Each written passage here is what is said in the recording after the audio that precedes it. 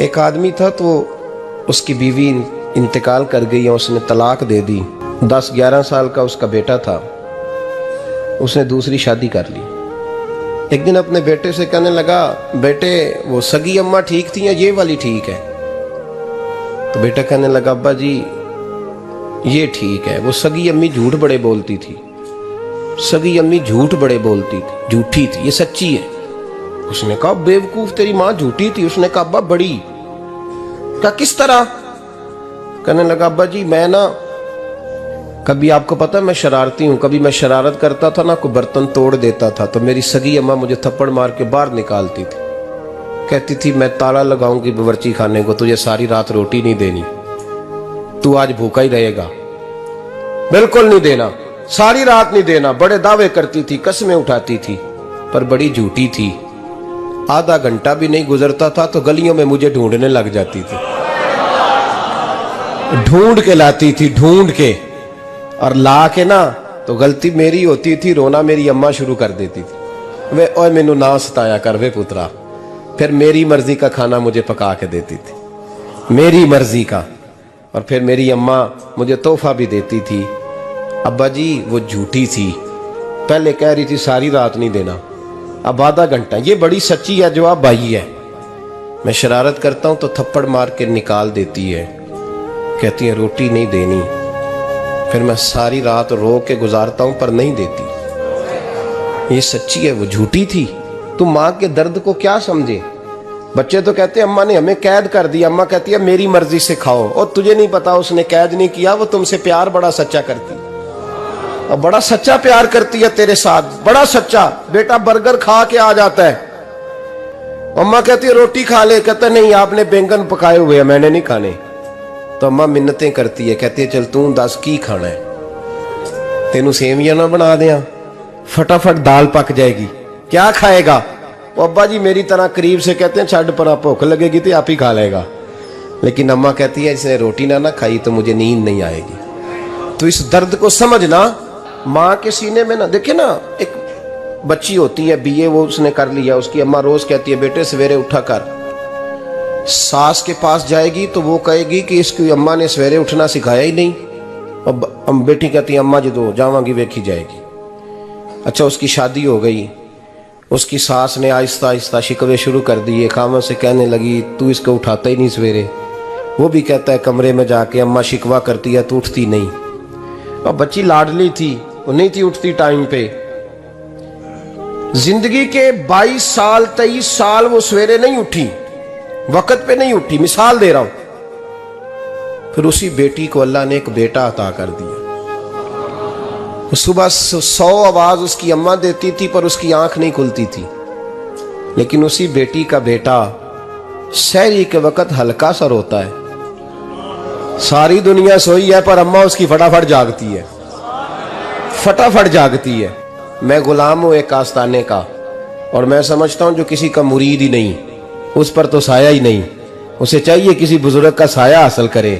لیکن بھائی یہ بات بھی بڑی سچی ہے کہ میرے جیسے پیر کے ہاتھ میں 5000 روپیہ نذرانہ دو نا, پیر صاحب دعا کرنا, تو پیر صاحب نے دعا پکی یاد کی ہوئی ہے سب کے لیے, رٹی رٹائی, اللہ خیر کرے اللہ بھلا کرے, اور سب کے لیے رٹا لگایا ہوا ہے.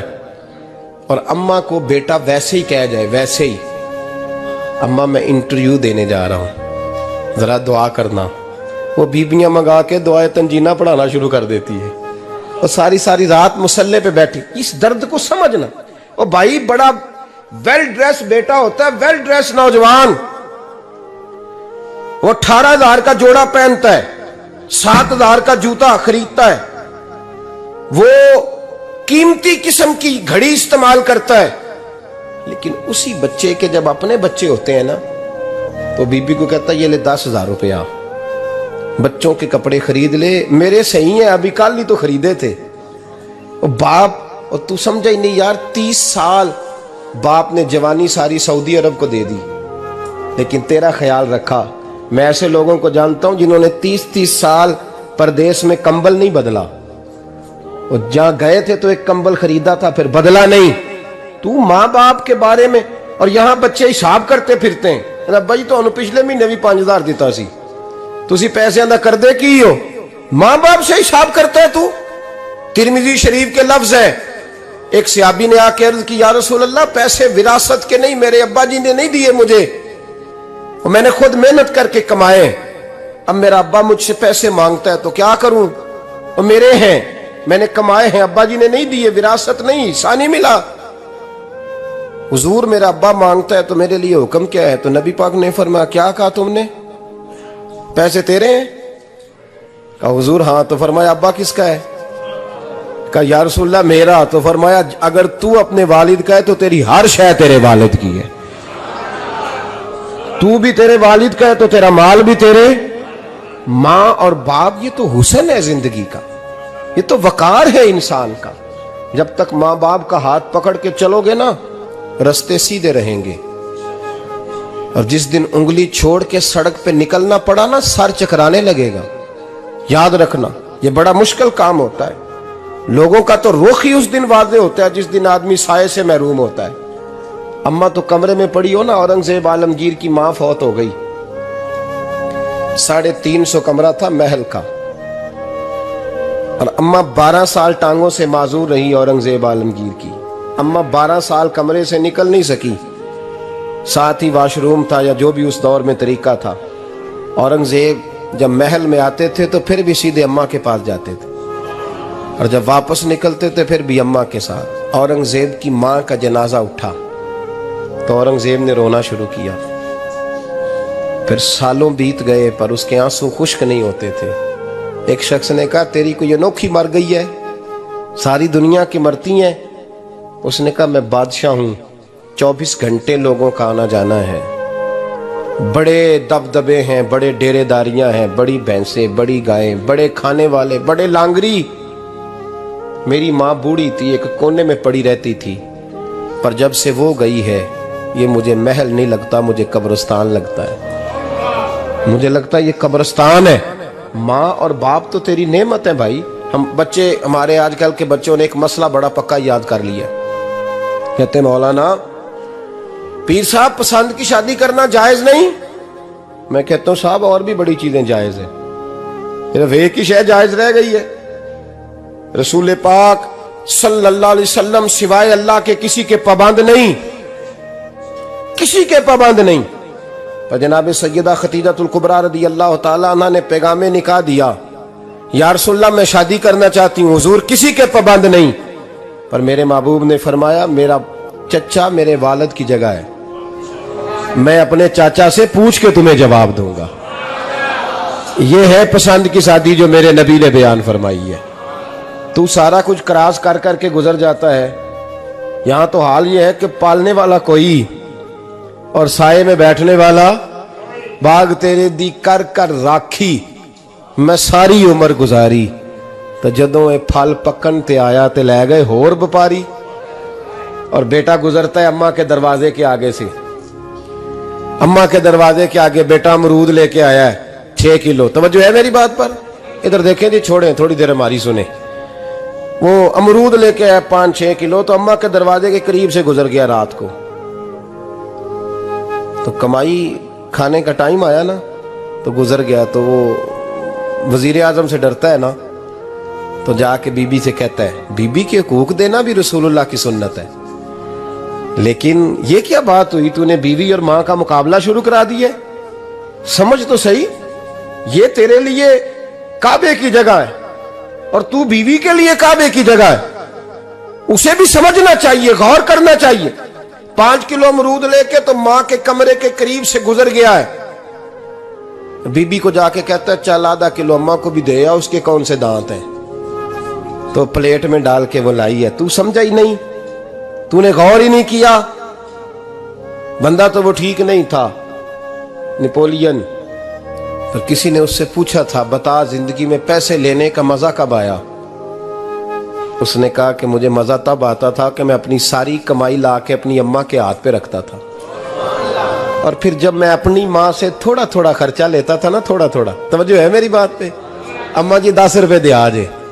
कहते जब मैं थोड़ा थोड़ा खर्चा लेता था ना, तो मुझे यूं लगता था जैसे मैं बादशाह वक्त के सामने खड़ा हूं और वो खजाने का मुंह खोल खोल के मुझे देता जा रहा है। तू इस जायके को समझ तो सही भाई, तू इसको समझ तो सही। بھائی یاد رکھیں اور غور کریں، ماں اور باپ. اور پھر یہ بھی سن لیں، نبی پاک صلی اللہ تعالی علیہ وآلہ وسلم نے ماں باپ کے لیے فرمایا ہما جنتک و نارک، یہی تیری جنت ہے اور یہی تیرے لیے جہنم ہے. اگر یہ راضی ہو گئے تو تیرے لیے جنت ہے، ناراض ہو گئے تو چاہے تو ایک 100 پیر کے مزار پہ حاضری دے آ، لیکن جب تک ابا راضی نہیں اتنی دیر تک اللہ راضی. یہ حدیث پاک ہے، حضور نے فرمایا جس کے والد راضی اس کا اللہ راضی، اور جس کا باپ ناراض اس کا اللہ. ہاں بے شک. اب یہ حدیث ہے نا، تو سارے ولی ایک طرف بیٹھ جائیں کہیں یا اللہ بخش دے مرید کو، لیکن اگر ابا کہے یا اللہ نہ معاف کرنا تو اللہ ان اولیاء کی نہیں مانتا، والد کی مانتا ہے. اس لیے بلے شاہ سمانی اڈدیاں پڑھنا ہے، جیڑا گھر بیٹھا انہوں پڑھیا ہی نہیں. بھائی یاد رکھو، ماں باپ سے پیار کرو، ان کی خدمت کرو، ان کے پاس بیٹھا کرو، اور ماں باپ کو ٹائم دیں، وقت دیں، چند گھڑیاں ان کے پاس بیٹھیں. آپ یقین کریں ابا جی سے آپ مشورہ کر لیں، صرف مشورہ، مرضی بے شک اپنی کریں، لیکن اس مشورے میں آپ کو اتنا سایہ ملے گا کہ زندگی میں کبھی ناکامی نہیں ہوگی. پر اسی سجن دی مننی ابے دی نہیں مننی. وہ پھٹے پہ جو نلائق ہماری طرح کا بیٹھا ہے اس سے مشورہ لینا ہے، والد سے نہیں لینا. باپ کے پاس بیٹھیں، اس سے مشورہ لیں. میرے ابا جی کسان تھے، میں نے اپنی زندگی میں ڈھیروں چیزیں اپنے باپ سے سیکھی ہیں، درجنوں چیزیں سیکھی ہیں. میرے والد بڑے خوددار تھے، مزاج میں عجیب سی خودداری تھی. کوئی بندہ کبھی حال پوچھ لیتا تھا نا کہ حالات کس طرح کے ہیں، تو فرماتے تھے بھائی اگر بتانا ہوا تو اپنے اللہ کو بتاؤں گا. الحمدللہ بڑا فضل ہے، میں نے ان کے ہاتھوں پہ ہمیشہ چھالے دیکھے، ہمیشہ چھالے، لیکن ان کا ہاتھ کبھی کسی دنیا دار کے سامنے پھیلتا ہوا نہیں دیکھا. لوگ مجھے کہتے ہیں آپ کس پیر صاحب کے صاحبزادے ہیں، تو میں کہتا ہوں میں اس پیر کا صاحبزادہ ہوں جس نے محنت کر کے حلال کی کمائی کھائی ساری زندگی. یہ لوگ پیر نہیں ہوتے، یہ مرشد نہیں ہوتے، اور میں نے درجنوں چیزیں سیکھی ان سے. تو سیکھنے تو بیٹھ، تجھے ہزاروں چیزیں ملیں گی. بھائی اپنی زندگی میں ماں باپ کی طرف دیکھو، سب سے ضروری کام ہے انہیں وقت دو. اماں کے او بھائی بڑا مشکل ہے دنیا داروں سے تعریف کرانا، اماں دے کول تے آویں 2 منٹ راتی بھئی یہ نہ آکھی اماں پیر کٹے نہ رضائی جو تیرے گھٹ چھڑا، تے اماں کہندی جا میرا پتر تھکیا آیا ہے تو سو جا کے، میں کدو کام لگی سا، میں کدو حلوا انڈئی سا، جا سو جا کے. بس یہ کاروائی ہے. تو نے 2 منٹ کے لیے کہہ دیا، سویرے پورے محلے میں تیری اماں کہے گی اللہ میرے پتر ورگا پتر سارے نو دے. راتی آندا ہے تے مینوں گھٹ کے سوندا ہے، اللہ گھٹیا کوئی نہیں سو بھی کاروائی پائی سو، لیکن وہ سب کو بتاتی ہے. تو بھائی اتنی قیمتی چیز اور تو چھوڑ کے میں ابھی جلسے سے دیر سے آتا تھا نا، اب تو جاتا نہیں زیادہ جگہوں پہ، کوشش کرتا ہوں کہ چلو ماحول کے مطابق، تھوڑا خشک آدمی ہوں تو ہر جگہ سیٹ نہیں ہو پاتا، اس لیے کم جاتا ہوں. تو کبھی رات کو آتے تھے نا دیر سے، میری اماں جی شوگر کی مریض تھیں، تو میں چھوٹے بھائی کو فون کرتا تھا کہ اماں جی سو گئے کہ نہ سو گئے. میں کہتا تھا کہ تو نہ اس طرح کر، نیچے آ جا، 2 بج گئے ہیں، وہ شوگر کی مریض ہے، آنکھ کھل جائے نا تو دوبارہ لگتی نہیں بزرگوں کی، تو دروازہ کھول دے، اندر دستک دی تو دقت ہوگی. تو میں جوتے اتار کے اندر داخل ہوتا تھا، تو پہلا قدم رکھتا تھا تو میری اماں بول پڑتی تھی پتر آ گئے آ گئے. او بھائی تو اس درد کو سمجھنا، کوئی تجھے ملے گا، کوئی ملے گا تجھے ایسا. اب میں دور دراز بھی چلا جاتا ہوں، ان کی زندگی میں نہیں جا پایا، لیکن ہم نے نہیں جانا، گھر میں رہنا ہے. اس کیف کو سمجھ لے، اس دولت کے قریب ہو جا. حضرت ابو ہریرہ رضی اللہ تعالیٰ عنہ فرماتے ہیں میری اماں بوڑھی تھیں، میں ان کی خدمت کرتا تھا. باپ کی خدمت اور ماں کی خدمت سب کے حصے میں نہیں آتی، یہ رب جسے محبوب رکھتا ہے اسے یہ موقع عطا کرتا ہے. خوش نصیب ہے جسے بوڑھا باپ ملے اور وہ نوکری کرے، خوش قسمت ہے جس کو بیمار ماں ملے اور وہ نوکری کرے. حضرت ابو ہریرہ فرماتے ہیں میری اماں بوڑھی تھیں تو ان کا معدہ کمزور ہو گیا تھا، تو میں اٹھا کے پخانہ پیشاب کرتا تھا تو کئی دفعہ میرے اوپر کر دیتی تھی. یہ حضرت ابن جوزی علیہ رحمہ نے اس کو لکھا ہے. فرماتے ہیں میرے دل میں خیال آتا تھا کہ میں بڑا خدمت گزار ہوں اپنی ماں کا. ایک دن میں حضرت عمر کے پاس بیٹھا تھا ان کے دور خلافت میں، تو ایک شخص آ گیا. اس شخص نے آ کر کے کہا کہ حضرت عمر سے حضور ایک مسئلہ پوچھنا ہے. فرمایا پوچھو. وہ کہنے لگا حضور میری اماں بوڑھی ہو گئی ہے، بیمار رہتی ہے، مریضہ ہے، مجھے آواز دیتی ہے بیٹے پیشاب آیا ہے، آواز دیتی ہے تو میں اماں کو اٹھاتا ہوں. ابھی میں بیت الخلاء تک واش روم تک جاتا نہیں کہ میری اماں میرے اوپر پیشاب کر دیتی. حضرت عمر سے کہنے لگا حضور بچپن میں اماں پہ پیشاب کرتا تھا، اب اماں میرے اوپر کر دیتی ہے تو حق ادا ہو گیا نا.